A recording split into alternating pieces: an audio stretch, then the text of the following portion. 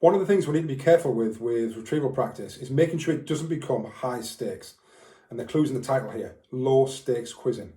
It's got to be seen as an assessment for learning tool, and the fact that actually telling students that the reason we're doing this is it actually helps to strengthen the memory. So it doesn't really matter, where the scores go. No one ever has improved as a student because their score has been recorded in a grade book.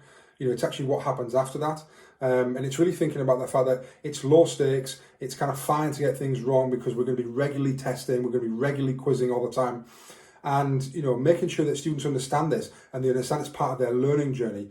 And it's not to be worried about, or it's not to be stressed about, or parents ringing in saying, well, hang on, they've only learnt this once, or why are they getting tested on this when they were taught it 6 weeks ago? That's really difficult.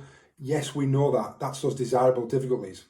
And I think it's about sharing the why with the students, telling them that it's low stakes, telling them that it's part of their learning journey, I suppose. Maybe even informing parents as well, so that they don't kind of that they're not feeling anxious about the fact that their son or daughter didn't do very well on a test that they did some learning on 6 weeks ago, 6 months ago. It's fine because it's all part of the learning experience.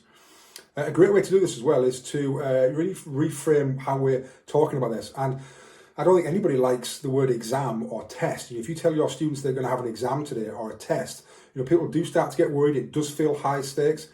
Changing that round to say, we're going to do a quiz today.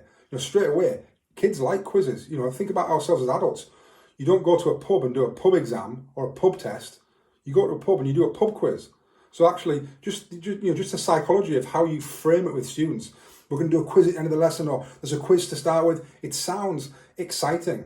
It doesn't sound high stakes, and how we frame that and how we sell the why about why this is important, why this is a great part of their learning journey, will also reflect in their personal lives, because we want students to be going home and taking part in those self-quizzing activities. We want parents to be joining in and understanding why this is important, so they can actually do some quizzing of their son or daughter at home to strengthen that memory. But if they don't know why this is, and we don't know why we're doing it, then they're not going to kind of partake in those activities. So it's really important to not only make sure it's low stakes, but also that we kind of sell the why and we share the why with both parents and students, so they know why this is so important, and let them in on a little bit of that research in terms of why retrieval practice is so much more beneficial than restudying something.